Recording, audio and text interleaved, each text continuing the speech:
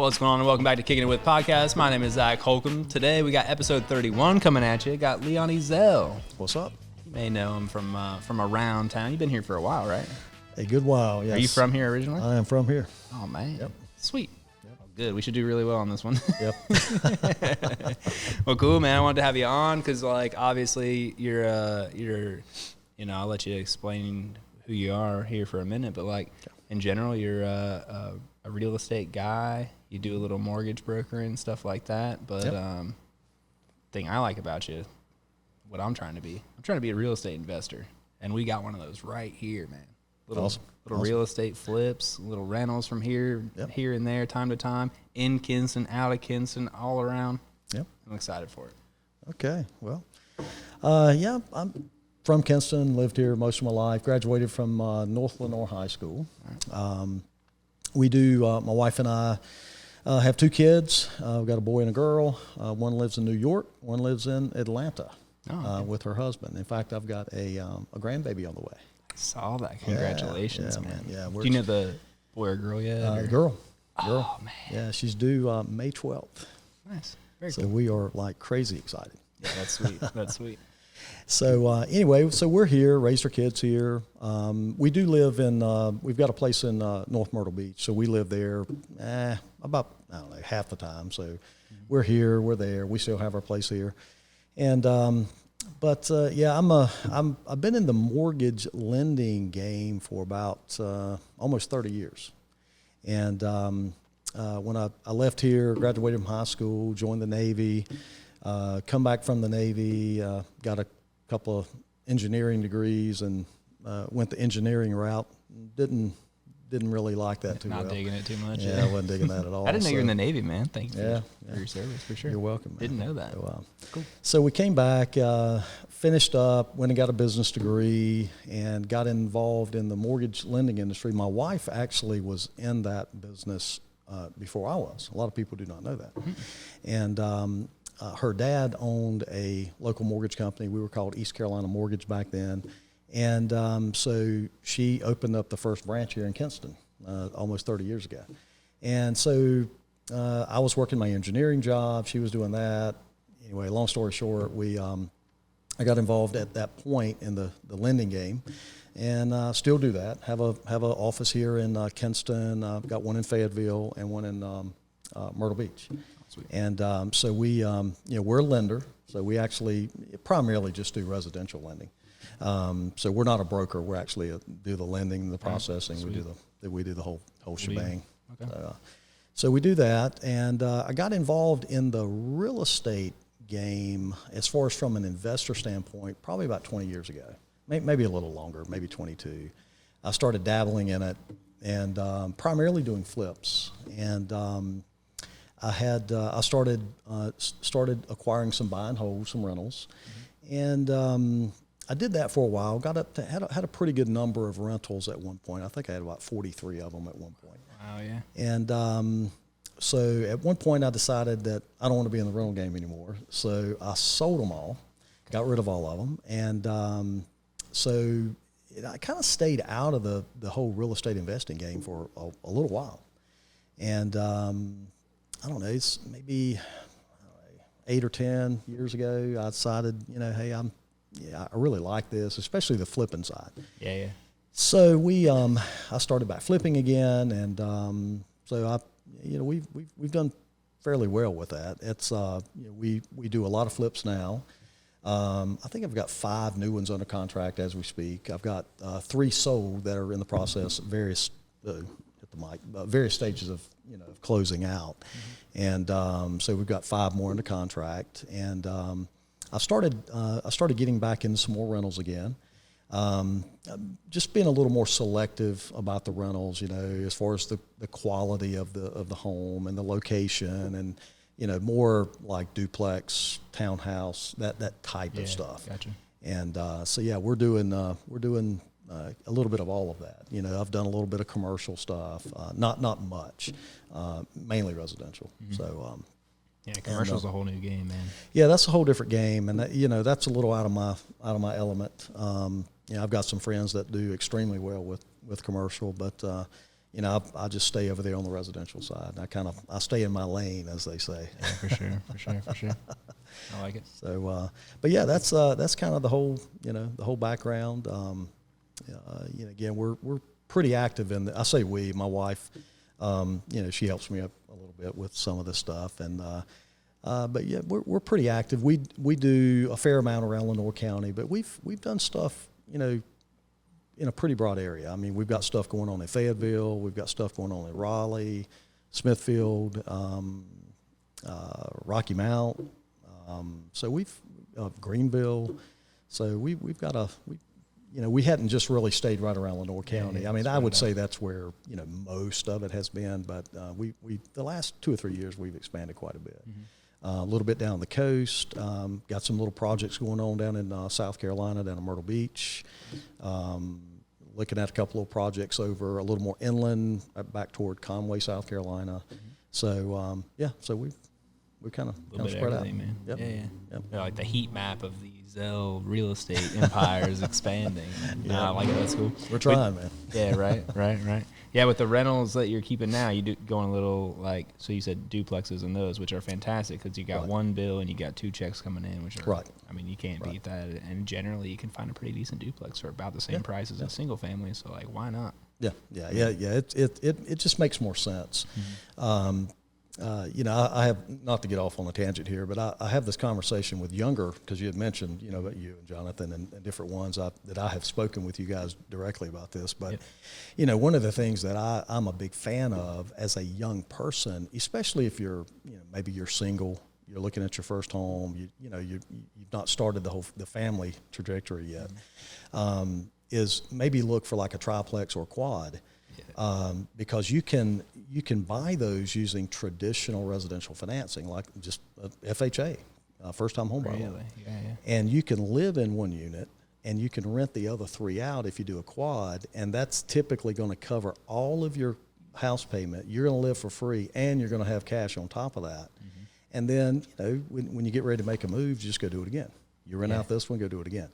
And, you know, that's one thing that if I had to do this thing all over again, that is one thing I definitely would do differently, would be to, you know, probably try to look for a quad. Now that's a little easier said than done. I mean, they're a little more difficult to find, especially around here. Now some markets they're a little more plentiful, but around here they're a little more scarce. But I definitely would encourage any young folks that are thinking about doing this, again, even as their first home. Period. Yeah, it's solid opportunity. Absolutely. I'd highly encourage that. Yeah, my dad's got a couple of them, man, and he beats the drum of the duplexes, man. He makes way better margins on them. They're safer. Right. I mean, it's just everything about it. I mean, and he's a point too. I mean, he's kind of like, he's not living in them, but like he picked up, I think a few years ago, he did a real estate investment trust.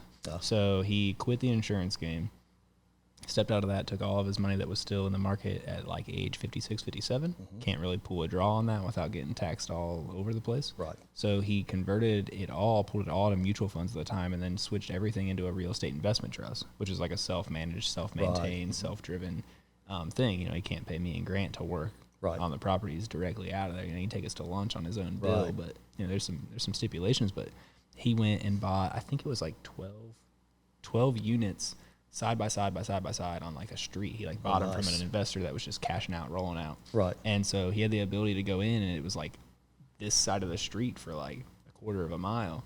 And then he went in and he kept the renters that were in there, just let them roll. And then as people would move out, he'd go in, and then he flips them into, you know, he does his whole game and then rents them out for $200, $300, $400 more a month because they've been renovated now. Right.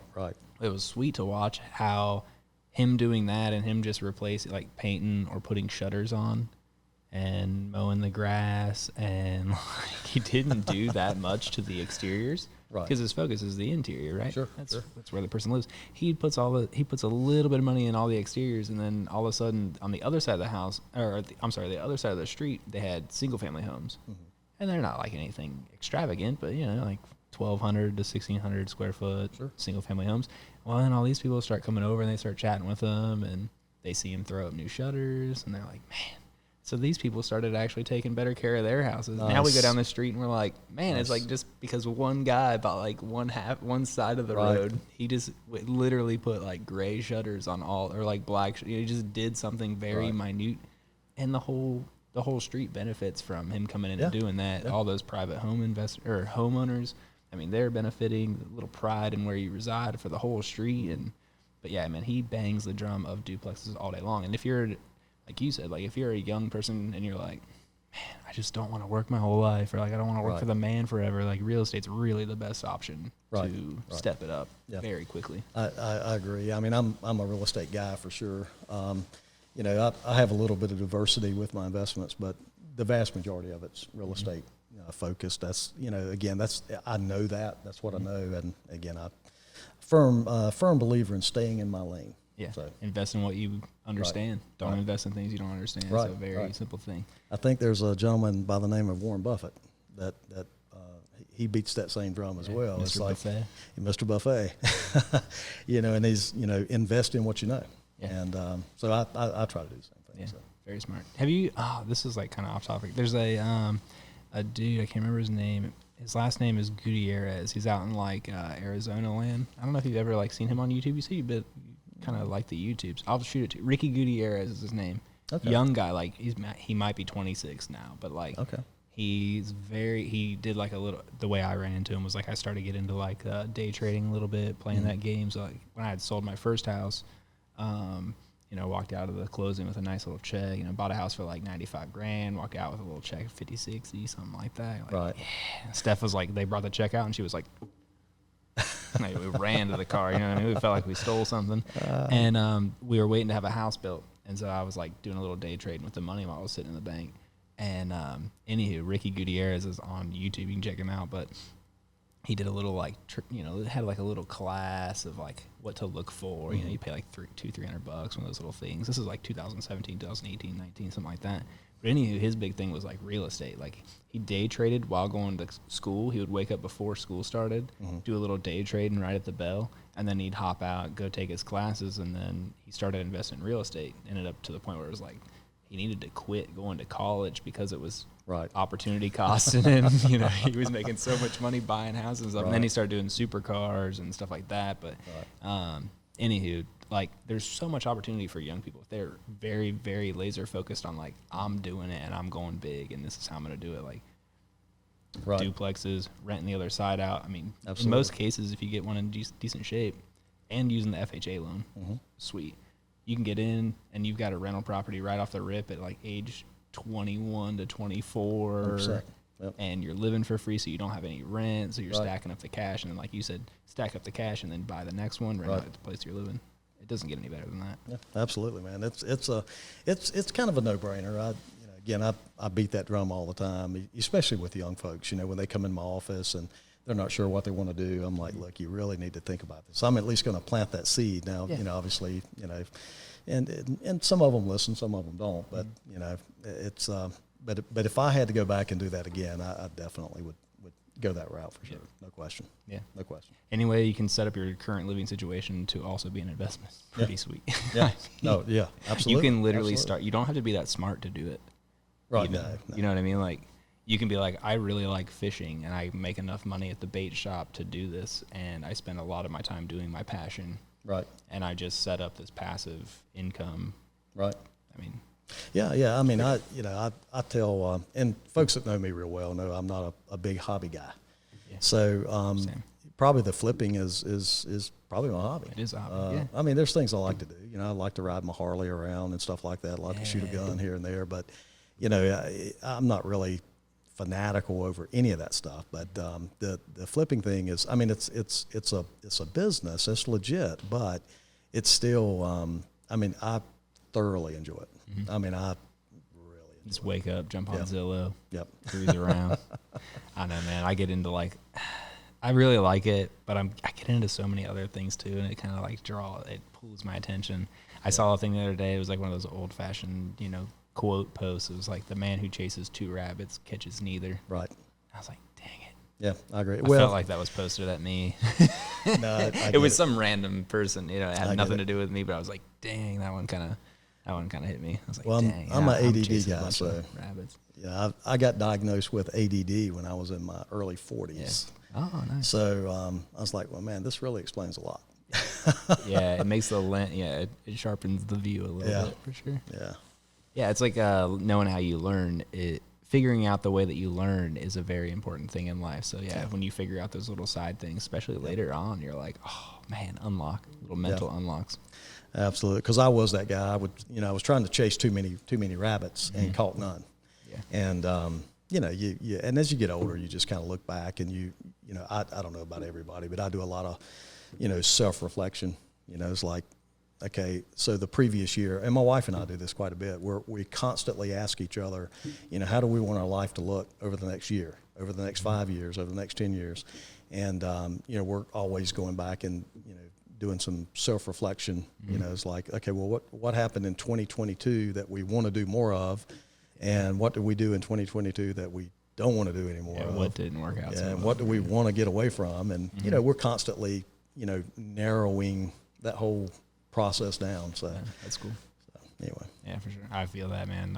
I've got like 2 little entities right now that I know they're going away in 2023 because I kind of like moved down here and I started a business and I was like, man, this is really fun. And then I did like another one and I did another one and another one. And I was like, oh my God, this is way too much. Like it's too much work to follow them all around all the time. And then, it's opportunity cost on things like, man, I'm good at a lot of things, but I'm really good at these things. And I just need to focus on those. And if I'm really good at those, then maybe eventually those other things need to be hobbies. They don't need to be a business. I don't need an LLC every stupid website concept I get. But like, anyway. Yeah, no, I get it.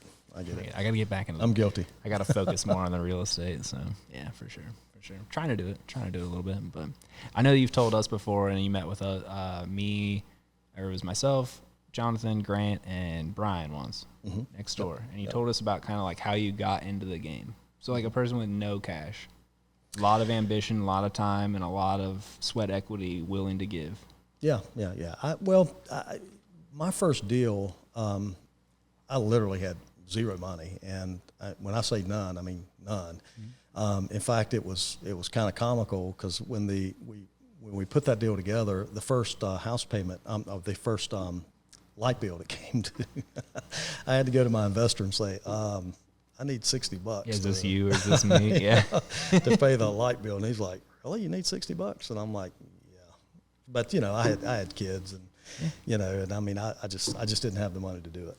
And, but yeah, I went to, it was actually a friend of my dad's, and we were in a casual conversation one day. My dad ran a shop directly behind here, right? Yeah. And I was there one day, and one of his friends was there, and we were just kind of, and I knew this gentleman had known him for a long time. And anyway, we just started talking about it, and so we struck up a deal where, he had some kind of dead money, in a bank account, drawing nothing. Yeah. And so I was telling him what I wanted to do, and he said, well, you know what? I might want to jump into that deal with you. I said, well, great. So anyway, that's how I got started. Yes. So he fronted everything. I mean, he did all the, he put up all the money, 100%. And so my part of the deal was that I would go find the house. I would make sure everything got done. I would, coordinate all the contractors and then make sure that, we got the house sold. And, so I handled all of that. He was very, very passive as far as an investor. So we set up a little LLC, and we put the house in the LLC. We both own the LLC, and that's how we did our first deal. And that deal went well, and we made a little bit of money. And so I took my part of the money and I set it aside, and we found another deal and we did it again. And so for the first several deals, I mean, he was involved as a passive investor or the money guy. And so after a few, I got to the point where I had enough money saved that I could go do my own. And so, and we started doing them. I still had simultaneous deals. So I had some that I was doing 100% with my own money, and then I was still doing deals with him at the same time. So why not? So there's a lot of different ways to get into this thing. I would say it's not easy to do it with no money.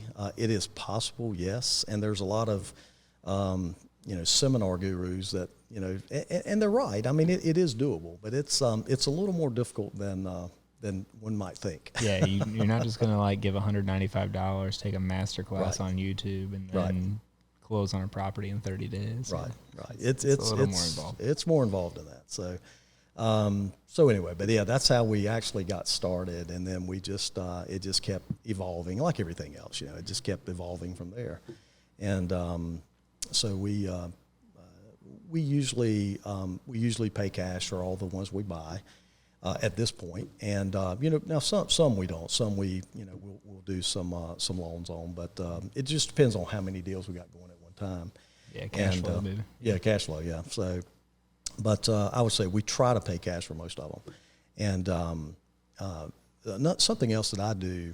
I started doing this a few years ago, and a lot of people are not aware that you can do this. And I know we got a lot of smart people looking at this, but. So some of these folks may be aware, but this is something else I'd really like to share is that I do a lot of I don't do them all, but I do a lot of mine through my self-directed IRA. Mm-hmm. And it's like it sounds. I mean, you're in full, kind of like your dad, with that REIT. Yep. You're fully responsible. So if you're going to be if you're not going to do anything with the money, you don't need to go into self-directed. Yeah, probably not. Because it's just going to be at zero, right? Yeah, it's sitting there. But I'm very active with it. So, so we moved over. I set up one for myself, and I set up one for my wife, and so we trade in both of those. And so the primary advantage to that is that you can all of the gains, the capital gains that you make from that, go back into the IRA, and they're non-taxable at that time. Now, if you can do the same thing with a Roth IRA. And then you're done. I mean, you're never going to pay taxes on that money. It just builds tax free because that's after tax money. Right. Or you can have a regular self-directed IRA that it's because all the gains are you're just kind of kicking the tax can down the road a little bit. Yep. But it's still good because you can kind of you can determine when you want to pay the tax liability. Hopefully theoretically that's a few years down the road when you're making a little bit less money. You're kind of semi-retired, whatever. In theory, that's kind of what you're looking at there. So we do quite a bit of ours inside of those IRAs because of the tax consequences or being able to kick that tax can down the road. Yep. And we do some, we've got a self-directed Roth as well. So, again, that's after-tax money, so we can just, that's whatever. It just grows, yeah. And but that is something, again, I would encourage folks to look at, especially younger people. Now, again, it's very restrictive. I mean, because you're dealing with a lot of IRS codes, but it is, we had some really impressive gains in there in the last 2 or 3 years, especially that would not have been anywhere near that if it was just there in a managed IRA like most people have it. Yeah, for sure. It would have probably been more of a 10 to 12% return, if that. And our returns were substantially more. Yeah. So, 10 to 12 if you pulled out at the right time. Yeah, right, for sure. Right. So so it's not for everybody for sure, but if you're going to be in this game, and you're going to be active in this game, it's definitely something to keep on your radar and look into, and do your due diligence, make sure it's right for you and all that. But it's been really good for us. We do quite a bit through ours. So. Yeah, sweet. For those that don't know, IRAs in general, you put money in. It's money that's pre-tax. So like, if you're, I think, is it still $5,500 a year? The max? I think it's 60. They kick it up a little. $6,500 per year, and if you're over 50, it has a catch up. So it's like $7,500. Yeah, a little bump. Right. Nice. Now we did 401k rollovers. Okay. So you can, again, you can do a 401k rollover and roll it into the IRA. Again, you can't touch the money. It's got to go. It's just got to go from here to here. So you don't have any tax or tax liability or penalties. But yeah, that's how we got ours started. But even now, even if you want to start just a standard Roth or a standard IRA and just put the minimum in there or the max $6,500 a year. Because you got to have somewhere to start. So and then after a while, you've got enough that you can do something with. Yep. And even in a self-directed, you can partner. You can partner with other self-directed IRAs. I didn't know that. You can partner with non-IRAs. You can just partner with people that are doing cash. So if you've got maybe like, well, I got 10 grand in my IRA, that's all I've got, that's all I can do. And, but you can partner up with other people. You just have to, your percentage of the project has to be commensurate with what you put in. So like if your $10,000 represented 5% of the project, then all of the legal documents and the title and all that stuff has to be written up as such. And then when you exit and you sell, you get your 10 grand plus that 5% of the profits go back to you. It goes just directly into your IRA. Yeah, so I couldn't come to you and be like, I got 10,000 in this little like self-directed IRA, and you got like 100,000 on the outside, and then we do the whole thing, and then 50% of the profits come into my thing, and I don't pay taxes. It's not how it works. Even if I wanted that to happen. Yeah, even if you liked me like that much. Yeah, even if I liked you that much. So but the IRS, it's very specific, and you have to be real careful with that stuff, not to get in trouble with the IRS. So, you just have to follow those rules, and you can never touch the money. So it's, again, if someone is trying to do this and they need that money to live off of, it's probably not a good time to do that either, because that money's, it's off limits. Yeah, so it's not money you could afford to lose. Right. So I mean, it actually comes from the IRA to the closing attorney, and then when it sells, it goes directly back to the IRA. They wire the money. The attorney wires the money directly back to the IRA. You never actually see it in your personal. Yeah, you never actually see it at all. Yeah, they don't walk it out, and they don't put all the dollars on a cart and then come by and ask you if you want to take some home. They should do that though. That would be nice, but that would be bad, right? I hadn't had that happen yet. Well, for those that don't know, why would you even be looking into doing something like that? Like, what if I just wanted to buy properties and then sell them 6 months later? Capital gains? Yeah, capital gains, yeah. I mean, that's really the primary reason is for capital gains taxes. And, I'm at that kind of that place in my life where I don't need the money necessarily to, pay day-to-day bills. Yeah, it's not your food line. Right. Yeah, it's not my normal, I mean, I've got my regular day job, if you will. So, so I don't really need the money. I'm just trying to build up my, my retirement, and, hopefully at some point it passes down to my kids, my grandkids. But, but yeah, that's the primary reason is capital gains taxes. Very cool.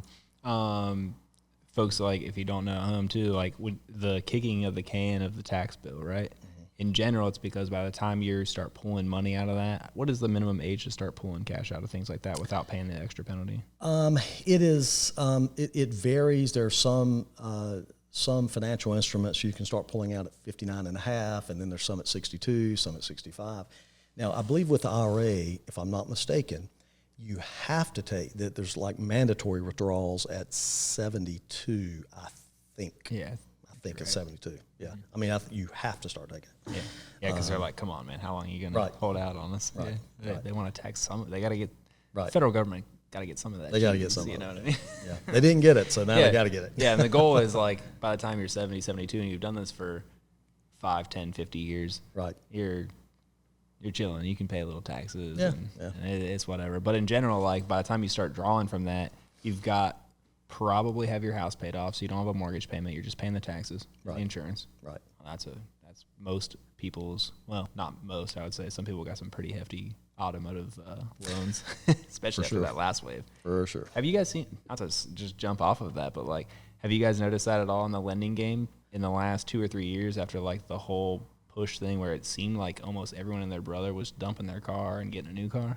Like that's got to have repercussions in debt to income. I mean, people are like, oh, well, I just went from, my payment was $465, now it's $550. What's the big deal? And you're like, yeah, but your debt to income like just went up like 17%. Like you're like a 52% debt to income now. No, yeah, for sure. Yeah, we saw some of that on the mortgage, on the lending side. Yeah, we saw, the average car payment is, I mean, it's up there. I mean, we pretty consistently see car payments around $1,000 a month, $800-900 a month. I mean, I've seen them higher than that, but holy cow, that's becoming fairly common.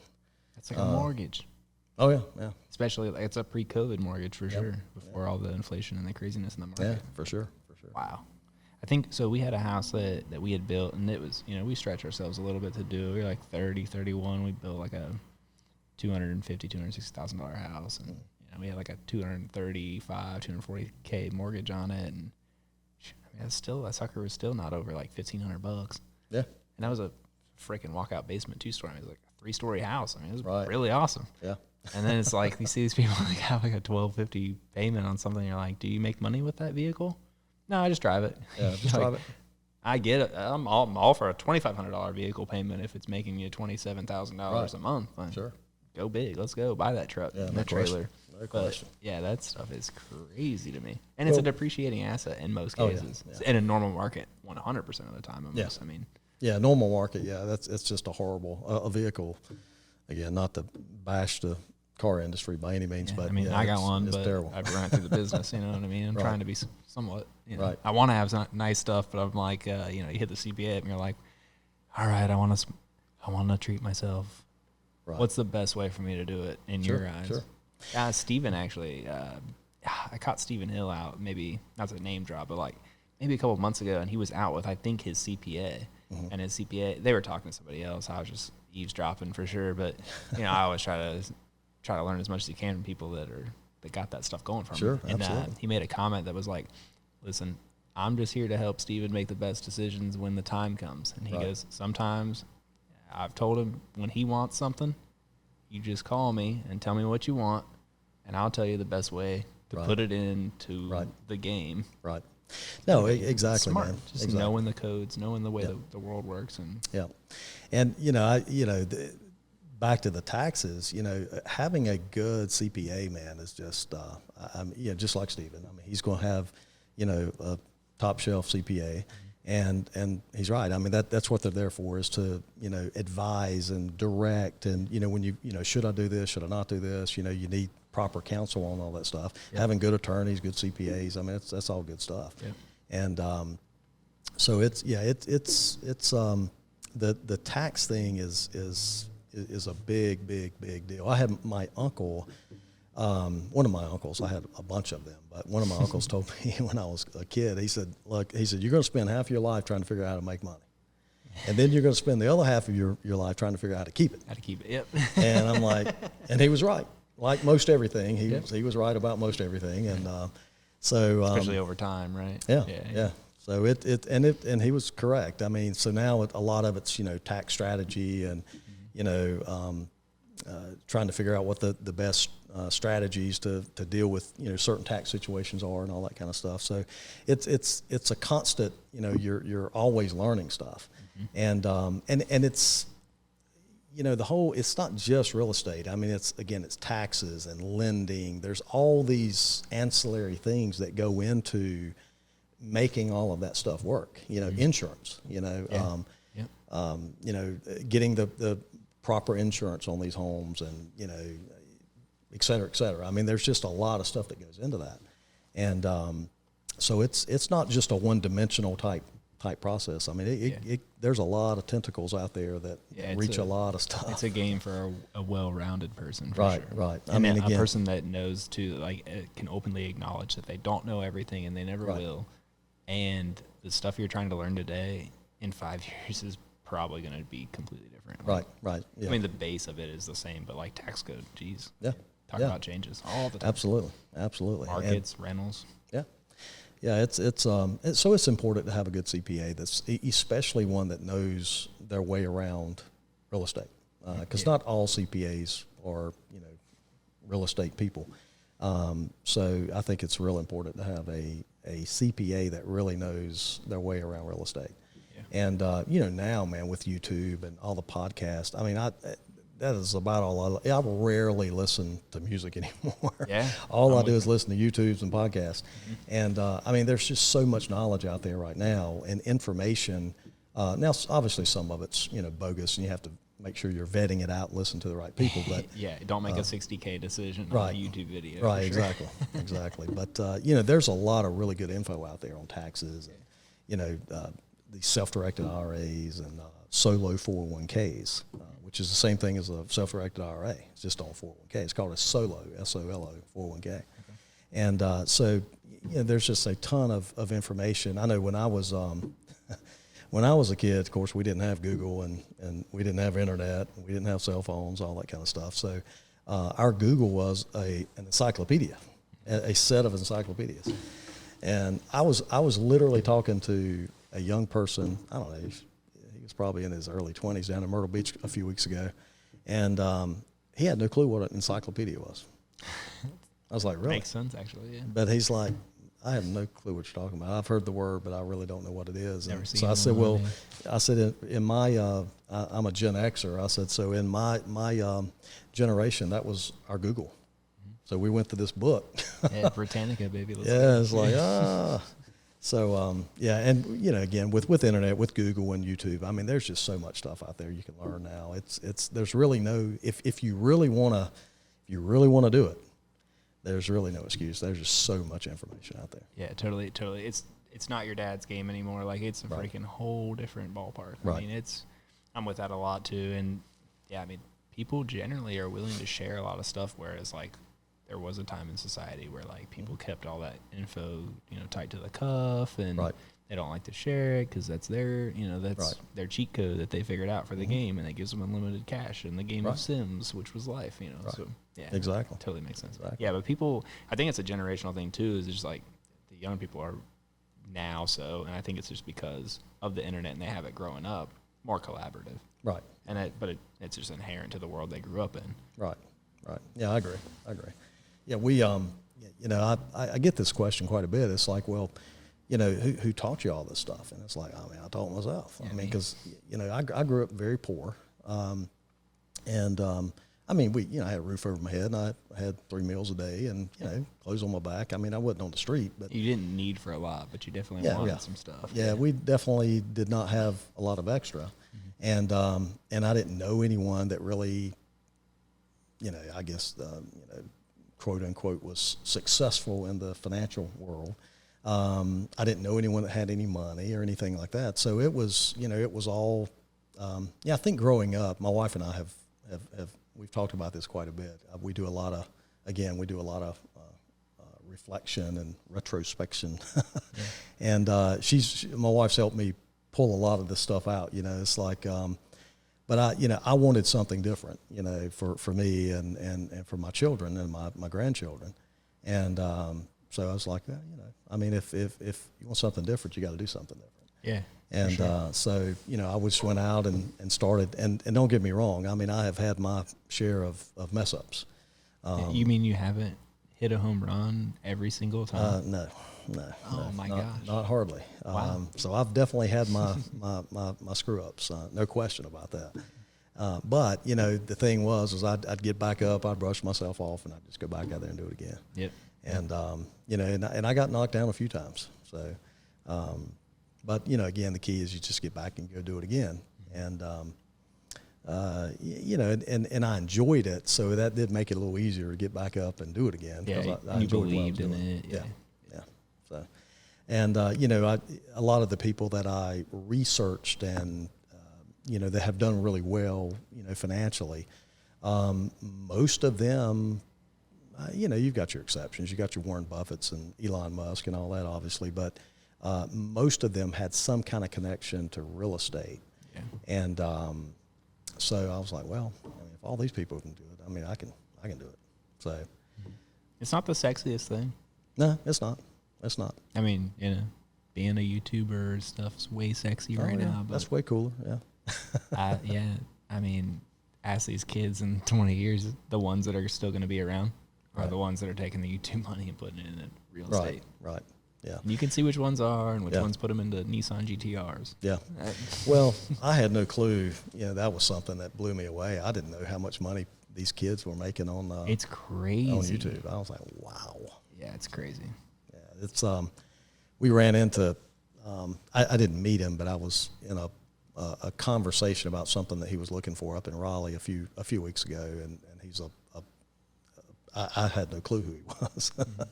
But apparently he's pretty popular, pretty famous on YouTube, and yeah, it's I was shocked how much money these guys were making.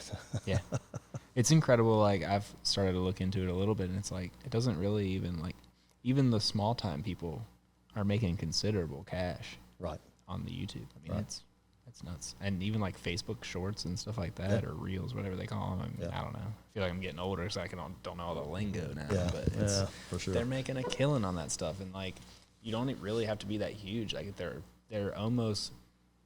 It's cool that they're providing an opportunity for the people that want to stay niche. Like they don't, people that aren't trying to just blow it up to millions and millions and millions. Right. Which is cool because that's the content. Like I don't know about the people that you follow on there, but like generally like the pages on YouTube that provide me a lot of really cool information that's usable without all the fluff are kind of the ones that are like in the 5 to 50,000 subscribers range. Like once they get bigger than that, they kind of start commercializing themselves. And then you got to watch all these stupid ads, or like they got ads in their videos, but it's like you get those ones that are early and they're giving you everything they got because they're trying, like they're hungry. They're trying to get there. They're trying to be the 100,000, 100 million subscriber person, and those are the diamonds in the rough, man.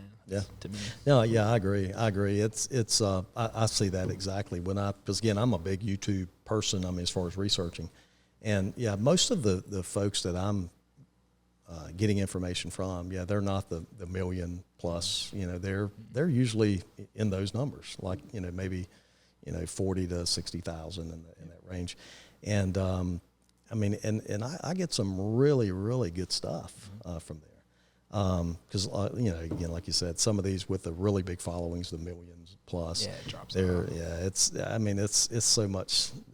I don't know. I get a little frustrated with it. The clickbait stuff. It's like, oh man, that looks good, and then you get in there, it's like, well, they did not mention one thing about what the cover said. Yeah, the thumbnail is the top 5 this, and then you get in there and they're trying to get you to buy like underwear, and you're like, shut the heck up, man. Yeah, it's like what? I don't know. I wanted the top 5 real estate moves of 2023, not this underwear with this special pocket in the front. Like, I was at the gym this morning, and I was listening to one, and I was like, what? I was like, man, that looks good. I'm gonna click on that. And I mean, like 2 minutes into it, I'm like, oh, geez, got me again. That is funny. That's funny. We were kind of getting into the thumbnail creation game too, man, because initially, early on, we just take a little screenshot, throw word on top, and bam. The click-through rate, low. Yeah. So Steph's been like putting together these ones, trying to make them a little sexier, and it does. It makes a huge difference, man. It's like, don't judge a book by its cover, but like, if you're selling books, you better have a really cool cover. Right. True. Especially today, man. Absolutely. With the age of swiping up and moving on very quickly. Yeah. So, it's true. Very true. That's wild. You guys are you're pretty into using you're not the most outgoing social media user, but I feel like you guys you're hip to the web. You guys you do a good job of like mixing that in the day-to-day of your mortgage business. Yeah, I think so. I run really hot and cold with that. You're either like doing a video a week on your phone in your office, or you're not really posting, or I'm for 3 MIA for 3 months. I noticed that. I'm really bad for that. and I don't know. I get really burned out on social media. I'm like, I'll literally sometimes I'll just take it off. I'll take the app off my phone, and I just won't look at it at all. And then and then I'll just get hot on it again. So I was actually talking about that at the office today. Nice. But it's I'm very hot and cold with that. But I think overall, we probably do okay. I mean, we've got our business page, and then I'll put stuff out there on my personal page, and but I don't know. I probably keep it more personal than anything else. But yeah. No, sure, appreciate it. Got you with the subscribe right before we got started. Really appreciate that, man. Thank you. Man. Absolutely. It all adds up. All adds up. We're just going to go ahead and put that little tiny plug in real quick. If you're watching, you're still in, hook us up with the subscribe, man, if you don't mind. We're really just trying, the whole point of the Kicking It With podcast, like I was trying to tell Leon a little bit before we got started, is if you go to YouTube and you search Kinston, you're going to get a bunch of videos that are a bunch of crap. And so the whole point of this is if you want negativity to go away, instead of just complaining about the negativity, you can just pump positivity consistently. So that's what we're trying to do here. Most of these videos, I try to tag them up, #Kinston, and we're trying, there's not that many videos that are hashtagged Kinston. There's like less than 300. Oh, we got 30 of them already. We're 10%. Yeah. So if we keep going, I could get 100, 150 of these things popped off in a year. Have to, be 33%. Somewhere between 30-40% of the total videos on YouTube that are #Kinston will be this. So, will be positive. Yeah, trying to at least 87% positive. We like to be here. Yeah. That's our ratio. We can be 13% negative, but only if we have good intent. Right. Well, and I appreciate what you're doing because, Kinston does have a bad rap. Especially on the internet. Yeah. Like the internet rap is bad. Yeah. It's terrible. Well, I travel, my wife and I travel quite a bit, and even for work, I've got offices in other places, and we're in other towns, and people will ask me, well, where are you from? And I was like, Kinston, and immediately it's like, ugh. And I'm like, well, no, let me explain. Yeah, hold up a minute. So I usually, I have that conversation quite frequently, and I find myself defending, Kinston. And I'm like, yeah, I mean, it's, Kinston's like any city. I mean, we've got our share of issues, and but I said I've lived here my whole life, and most of my life, and it's not what you think. It's not what there's a lot of really good people there. Yeah. And we're trying to move. We're trying to make a move. We're trying to do things, and the downtown area is doing really well, and we've got, businesses are expanding, and, et cetera, et cetera. So it's, it takes all of us to do all this stuff to, promote our hometown. And there's a lot of people that have left here. And again, we live here like part-time now, but this is still my home. I mean, this is still where I grew up. I still have, all of my extended family still here. You want it to be nice and successful. Yeah. And, I still own property here. I still have a home here, and we always will. And so, we want Kinston to be, we want it depicted properly. And, again, I look on some of these Facebook pages, and, it's like everybody's just trashing Kinston all the time, and it's like, geez. Yeah. So, but it's not going to change if we don't, if we don't come out here and do things like this and pump the positivity into the airways and the internet, and, it's never going to change. We got to let people know that there is that there are good things here, and there's a good reason to be here. Yeah. And I met a young lady today, and I did not get her name, but at one of the coffee shops, and her and her husband and their 5 children moved here from Utah. Yeah. And I was like, so, I mean, what brought you here? It's like, I mean, work. I would assume work maybe. Mm-hmm. It's like, no, my husband works remote, and we just wanted to live. We were looking for a small southern town, and we found Kinston. Boom. And they're from Utah. Yeah. And I mean, that just happened today. I met this young lady, cool. And I was like, wow, that's interesting. Yeah, that's really interesting that they picked Kinston. And she was like, yeah, I like it. I think it's these were her words. Is it's I think it's up and coming. We're seeing activity here, et cetera, et cetera. So, that was very encouraging to see. That unprovoked and just natural. Right, just exactly. Unprovoked. It was just normal conversation. We just decided we're gonna, we're just gonna come to Kinston, and this is where we're gonna live. I'm big on that, man. We came down in July. We came down July 3rd of 2019 to see what this place was all about. Right. And we saw Queen was like shut down. They had it all, fenced off, and it was all ripped up. And I was like, Dad does real estate. We're trying to get into that game a little, and I was like, anywhere I've ever been, when the government spends that much money on something, if you can be right there in the shadows coming up with it, it's a good place to be. Government doesn't like to spend a lot of, we can say what they want. Government likes to waste money, for sure. True. But in general, when they put it into stuff like that, and civil engineering and investment into the infrastructure, if you can afford to be on that block or a block over, it's a good spot to be. And so that was a big push for us coming down. It was like the downtown revival. We were sold in the downtown coming back. Right. The big investment of public money into the infrastructure. You have a huge influx of private money already in place, and already proving that it is working. Right. And I was like, I just want to be the little guy at this table. Right. Like, seriously, can I just have a seat? Can I sit in the corner? Can I just bring the cornbread out? You know what I mean? But I'm big on that stuff, man. And it's super huge. And like you said, like the perception of your town on the internet is important. Mm-hmm. It's just like your perception of yourself on the internet. When you have it going on your social media or this and that, like this podcast for me, what it does for me.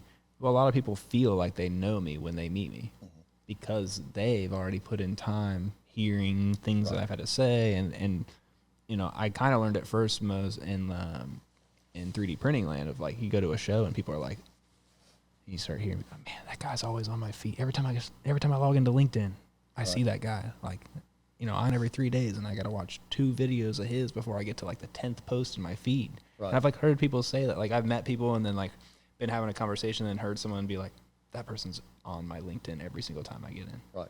Oh, when you come and you actually meet me, now there's all this back history and you feel like you know me. That can work for a city too. Sure. Absolutely. Why not? Absolutely. So if you can pump it real hard and, you get a bunch of other people. What I like about it is there's other people that, it's like iron sharpens iron, man. Like right. you get another person in, you get someone in, they start pumping and doing this. And then you see like, oh man, so down the streets now they're doing this stuff where they go around and they're pumping it up in a little bit. And then it's like, wow. And then you go from just making posts about where you go to, it starts, oh, I made a post where I ate today twice. Whoop-de-doo.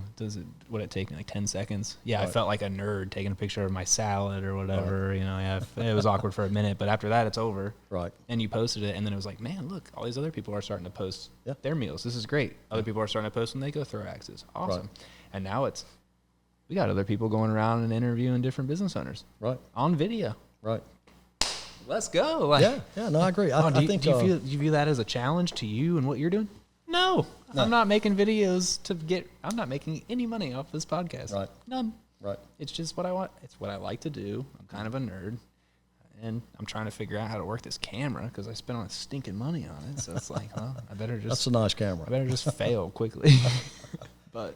Yeah, I like that. I don't view whatever someone else may do. Like, Travis promotes this town in his method. I promote this town in my method. Mm-hmm. Other people do the same exact thing, and they do it in the way that feels comfortable to them. Had Dan Owens on episode 30 going live tonight.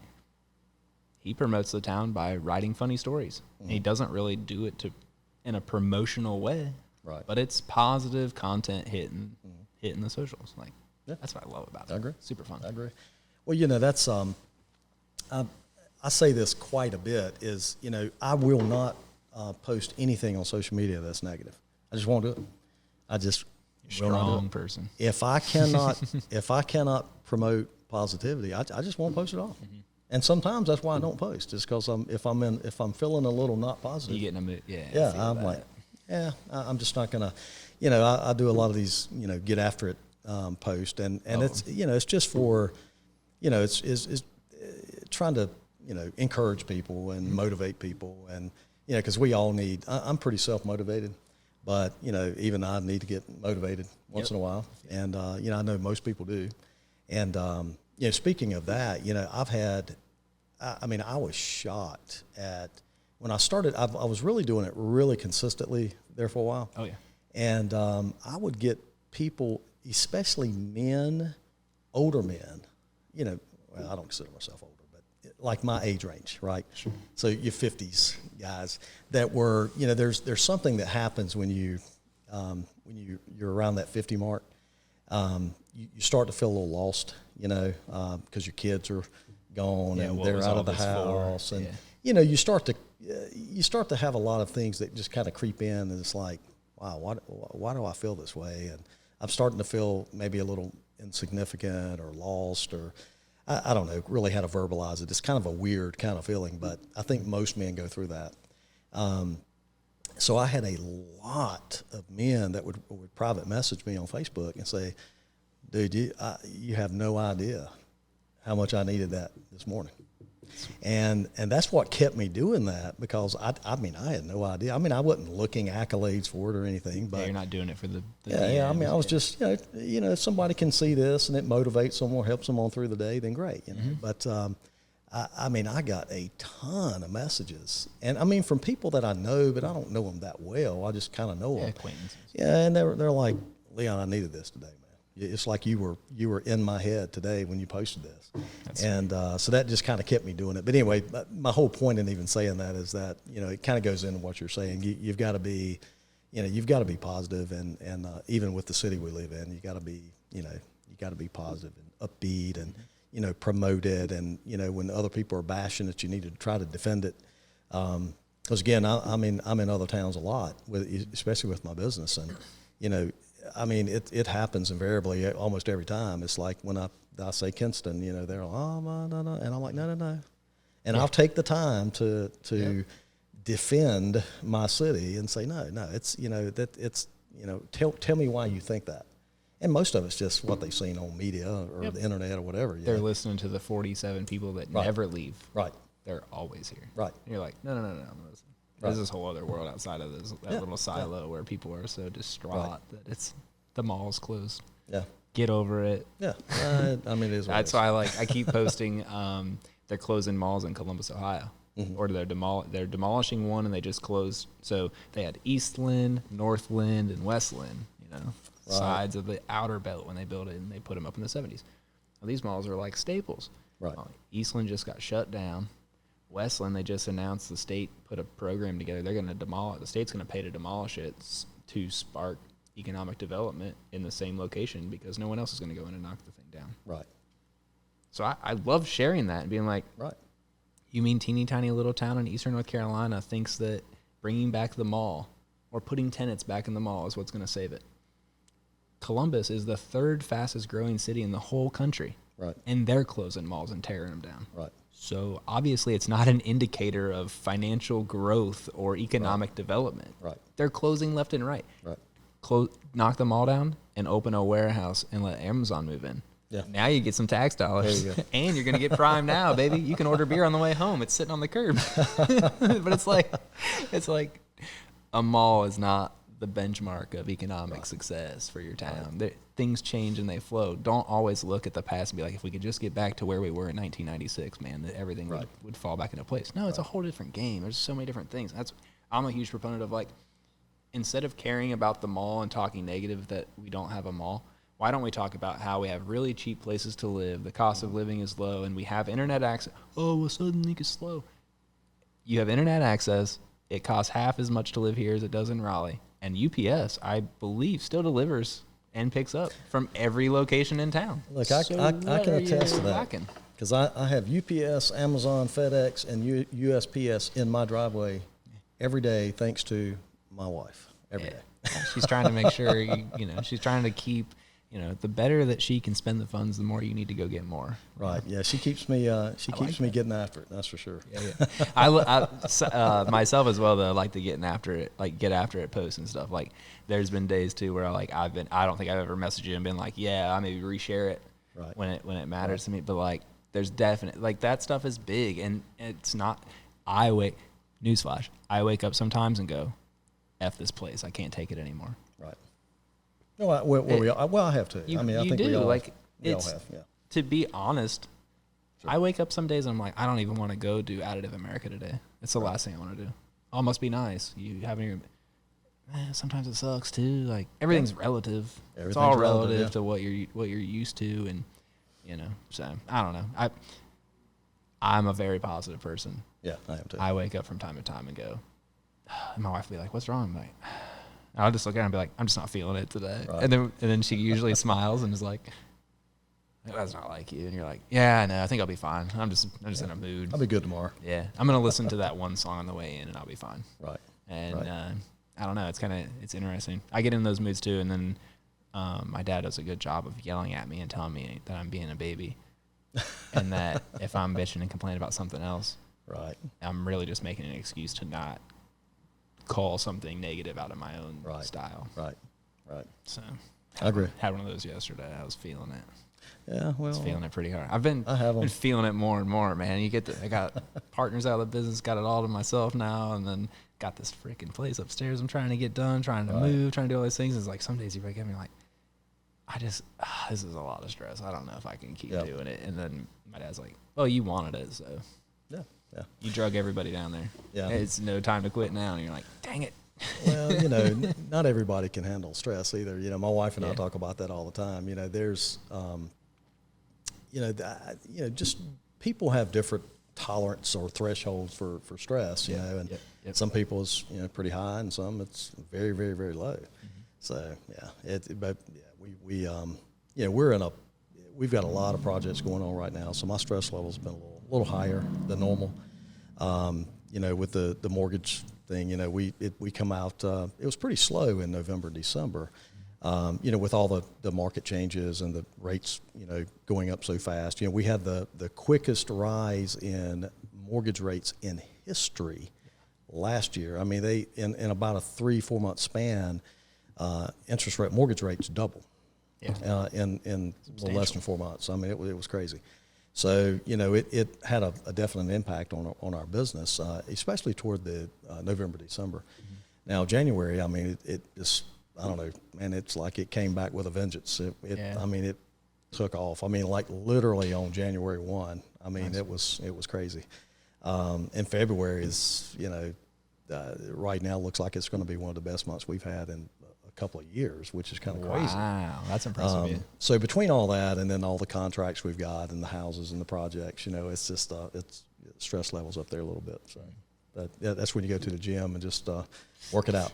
I know. That's what my dad keeps telling me.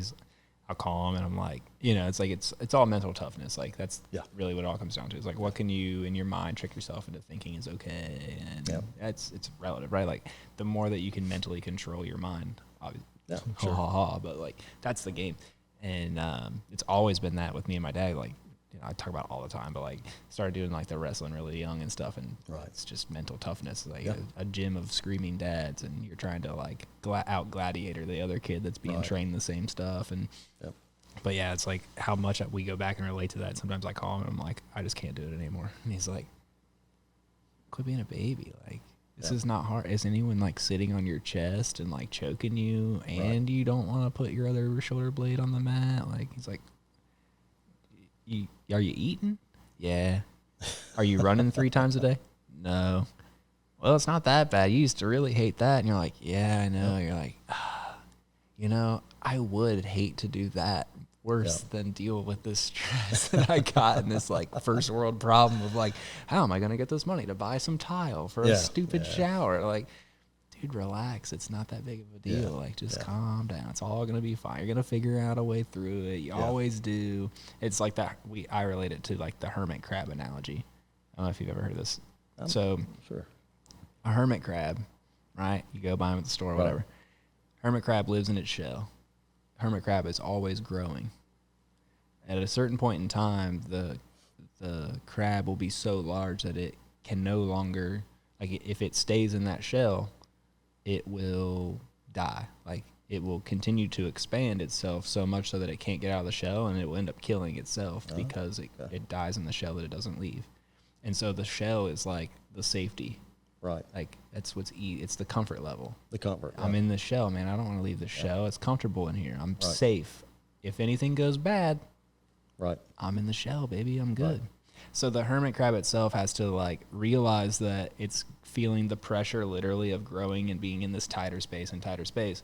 It's got to venture out of its normal area because there's probably not a shell nearby that it fits in. Mm-hmm. It's got to go out on a journey. It's got to struggle while it's feeling this pressure of like the time is ticking until I need to get out of the shell. I'm going to die. And if I come out of the shell and there's no new shell to go into, I'm really in trouble because that seagull is going to eat me up. And then eventually the pressure is what leads the crab to make itself vulnerable to move into a new shell that's larger that it can continue to expand and grow into. Interesting. So I did not know that. The crab will die. If you buy a hermit crab at the store and you don't buy extra shells that are larger to put in the tank, your hermit crab will die 100% of the time because eventually it'll get so fat and happy in its comfort zone that it actually kills itself.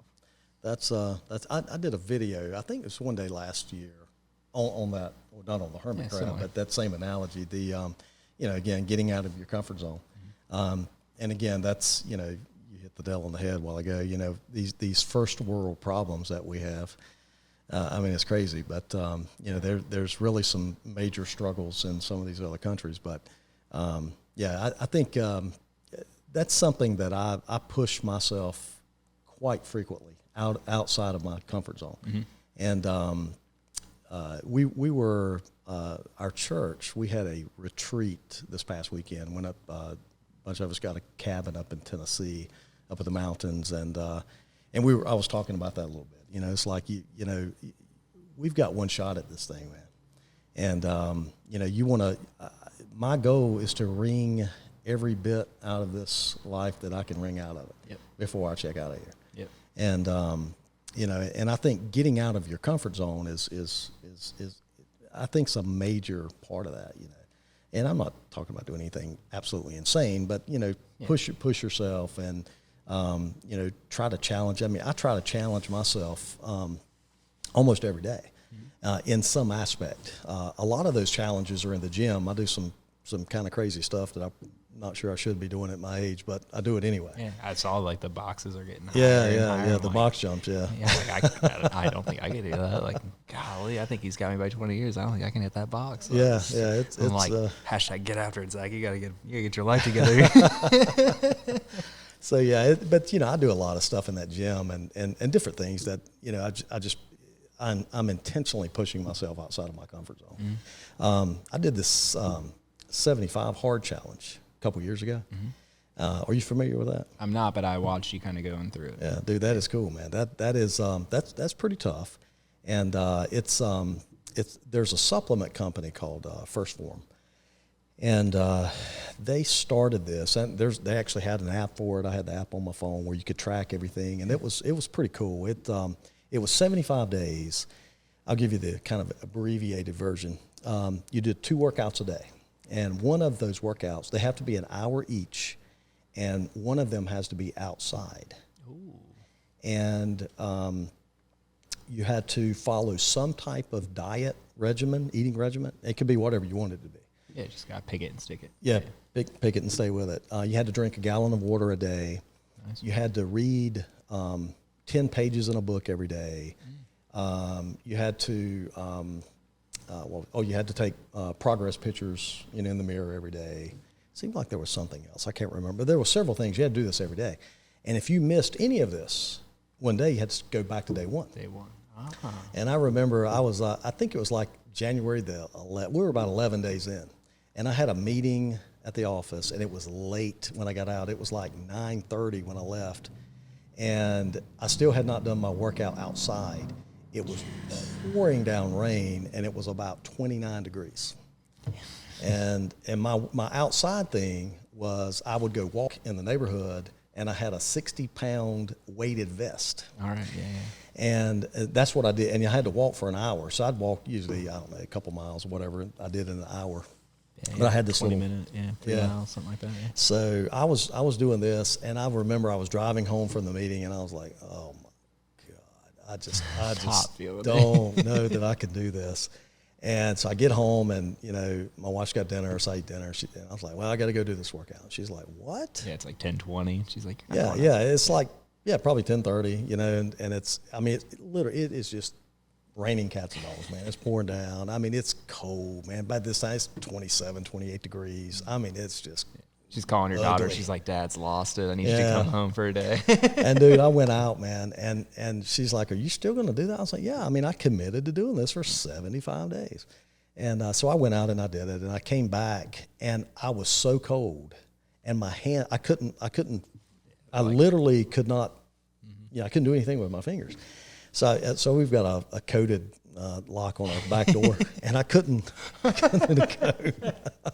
So I had to beat on the door. You know, I didn't have my cell phone or anything with me, so I had to beat on the door. My wife's off in another part of the house, and she comes out. And she's like, "What are you doing?" I'm like, "I can't feel my fingers," and I all I had frostbite really. I mean, they were so cold, and she's like, "I just can't believe you did that."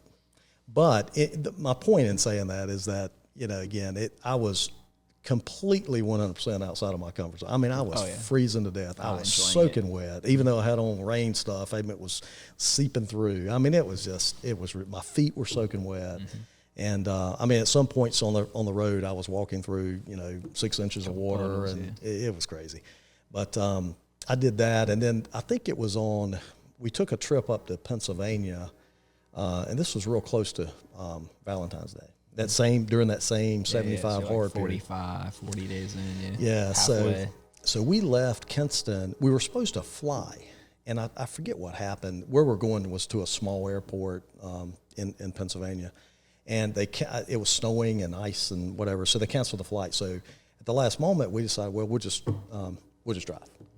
So I got up that morning, went to the gym, did my normal workout, just like I always do, drove 9.5 hours to Pennsylvania, got checked into the Airbnb, got all the stuff put away, all the stuff out of the car, and then I go out, and I have my vest, my 60-pound weighted vest with me. And like in Pennsylvania that night, it was like 12 degrees. Yeah, nice. It was snowing. There was ice on everything. I mean, it was like snowing, like crazy snow. Real snow, not like, North Carolina. Yeah, snow. like real snow. Yeah, like actual like northern flakes. snow. Yeah, yeah.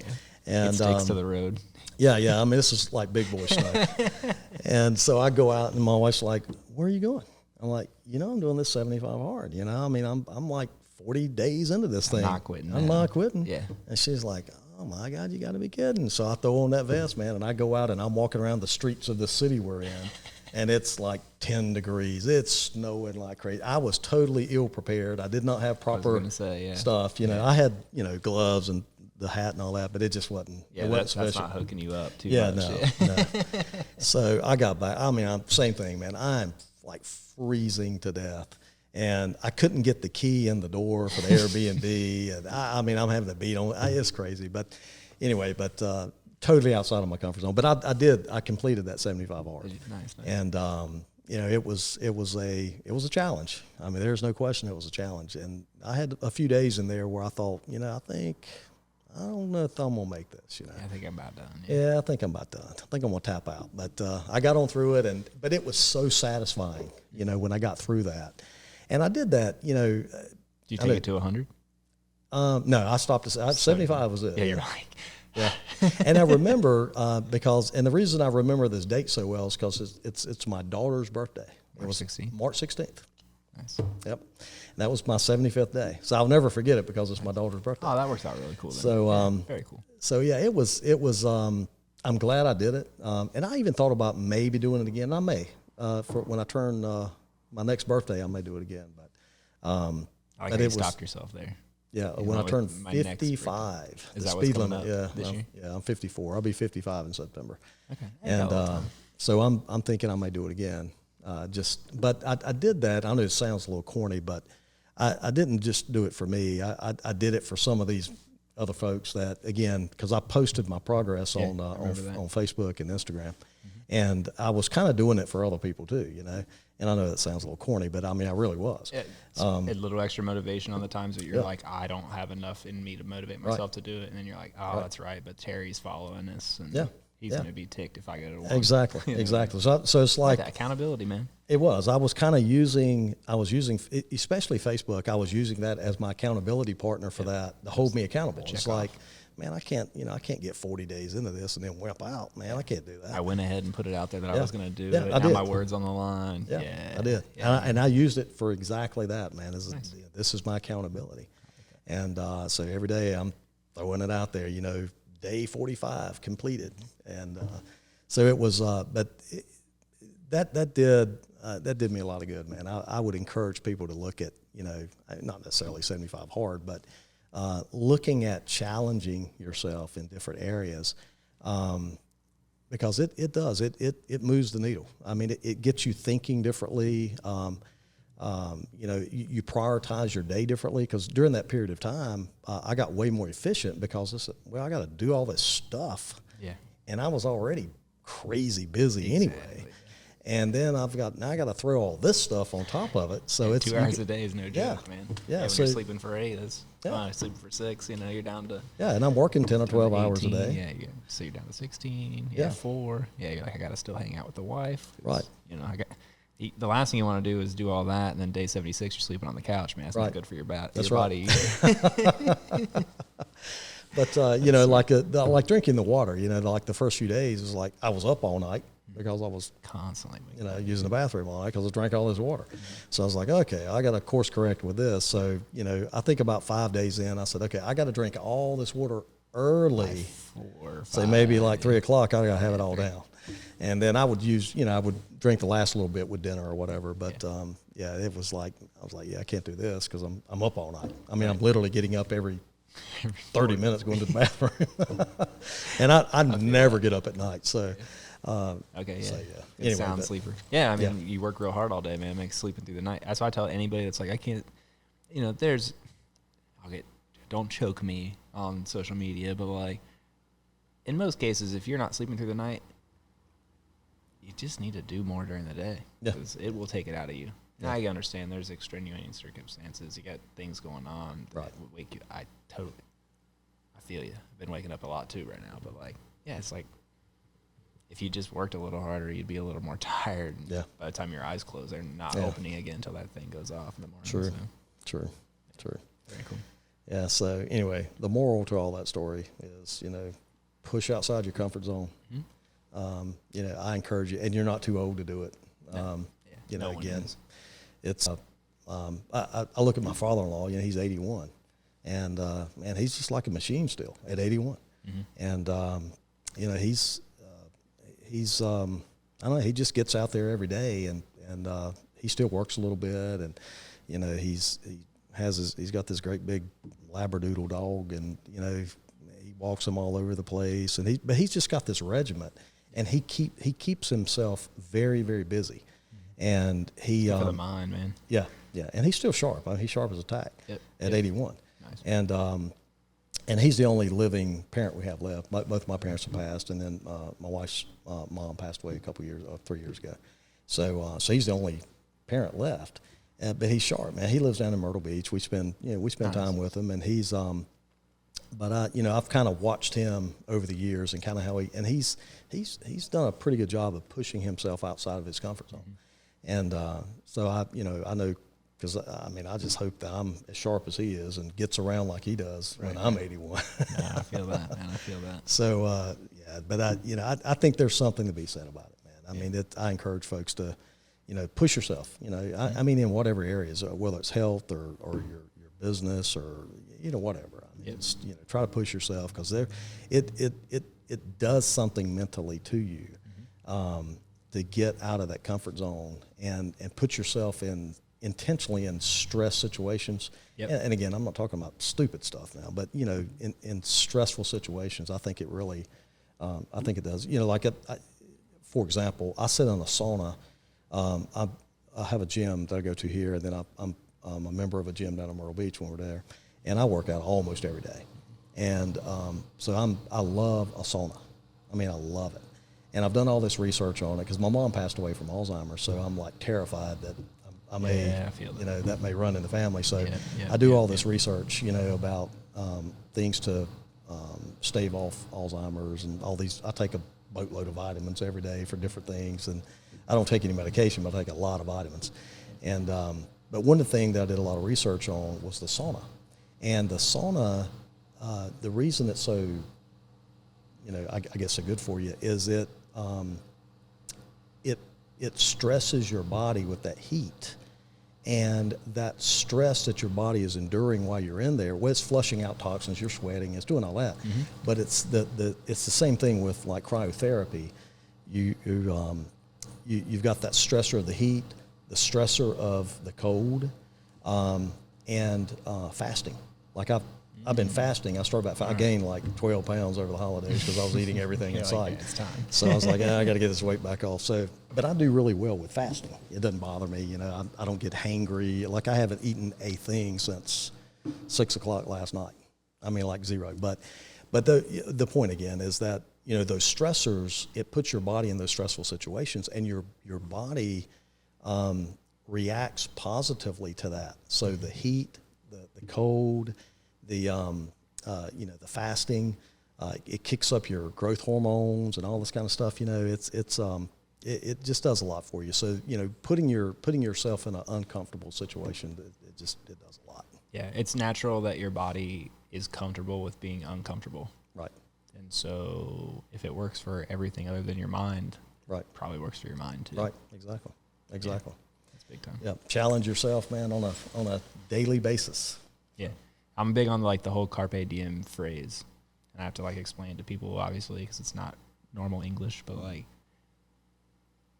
I'll get to it. Let's do it tomorrow is my least favorite phrase in the whole world. Right. I can't stand it. Right. It almost makes me angry sometimes when I'm like, hey, you want to do this today? We got time tomorrow. Let's just do it tomorrow. And it makes me cringe. Like it really makes my stomach turn sometimes. I'm like, no. And then next day comes, holy cow, a bunch of random stuff pops up on your plate that you weren't expecting, and you don't get to that thing. And then the next day, the same thing, you still don't get to it. And then day 3 later, you finally have time to do it. And it's like, I freaking knew we should have done that thing 3 days ago. Right. And dang it. Well, and my wife would totally agree with this, that I'm a little bit of a procrastinator myself.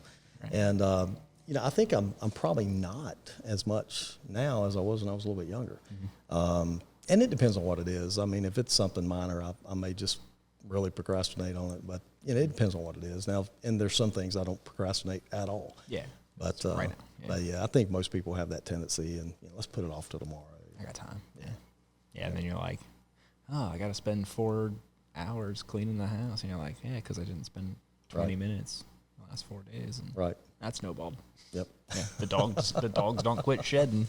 Right. They never look at their hair and they're like, maybe you guys could just fall off tomorrow. Like that never happens at the house. Oh man, that's funny. Well, cool, man. I really appreciate you coming out and doing this. Yeah, man. I've had a good time. It's been good. Been good. For sure. Anything you want to add? We do shameless self-promotion. You got anything you haven't mentioned? You want to drop the wife's church in at all? If you're free, yeah. Shameless. My company is Ezzell Mortgage Group, and we're powered by Success Mortgage Partners out of Michigan. And they're kind of the backbone of it. They're the underwriting and all that sort of stuff. And then our office is over on Vernon Avenue, and it's actually in the same location in the front part as the church, which is Groundbreakers Church. And my wife founded that church 14 years ago. Oh, wow. So, we're in our that's our third location. We started off in a little barn, and then we went behind the mall for a few years, and then we purchased the building that we're in now, and we've been there for, I think, about 7 years or so. So, yeah. Tucked in over there behind the community center? Yep, over behind the community center. Yep. Yeah. Yep. Very cool. Yep. Well, yeah, there you go. You're looking for that mortgage or just looking for a church to go, shack up with and grow with. Absolutely. Right there on the main drag, man. Doesn't get any better than that. And you can go do your 75 hard right around the corner. Yeah. Got it all right there. That is a sweet community center, though. I will say, that's pretty sweet. Yeah. For a small town that has nothing going good for it.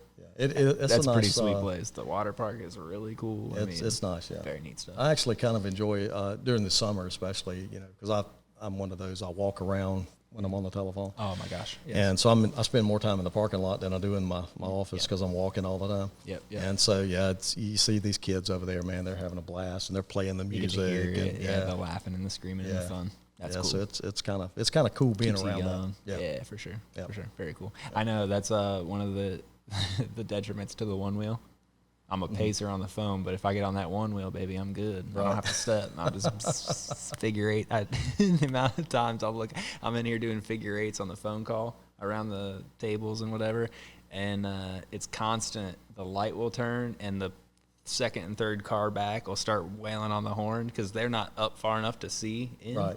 And the person sitting at the light's just like, because you can't see on the ground, right? You just see like a person, like Home Alone, going around on the train, and they're like, "What is that?" And then it's like beep beep beep beep beep, and you're like, "Oh yeah, sorry, man." And I'm a big pacer when I'm talking on the phone too. But as I tell people outside, I'm like, you don't see me outside for a couple of days. That's not good. Business is slow. Yeah, I need to be out there on North Street, going up and down. Yeah, dude. I mean, this. Yeah, absolutely. When my phone rings, if I'm sitting at my desk, as soon as my phone rings, I just pop right up. Yep. It's like instinctual. I can't pop right up, walk around. I don't know what it is. I'm sure there's got to be some technical explanation. I'll find it. I'll send it to you. Yeah. I'm going to YouTube search it tonight. Yeah, let's search it out. Well, cool, man. I really appreciate you coming out. Absolutely, man. I appreciate the invite. Absolutely, man. Absolutely. Glad we made it happen, for sure. For all of you tuning in, that was Kicking It With, episode 31. My name is Zac Holcomb. This is Leon Ezzell. Really appreciate you checking in on this episode. The last couple ones, I'll go ahead and plug them. Episode 30 was Dan Owens. Really funny. You probably know Dan. Mm-hmm. What a writer with all of his funny stories on Facebook. So he walked us through and told some of the stories that I had read. Very funny. 29 was Danny Rice, another good one that good conversation, stuff like that. So really appreciate it if you go back and check out those episodes. Please give us a subscribe on the channel. Please give it a like. Please only share this video with your best friends. Don't send it to anyone you're not really that tight with. Anyhow, Kicking It With, episode 31. Appreciate it. Catch up with you next time.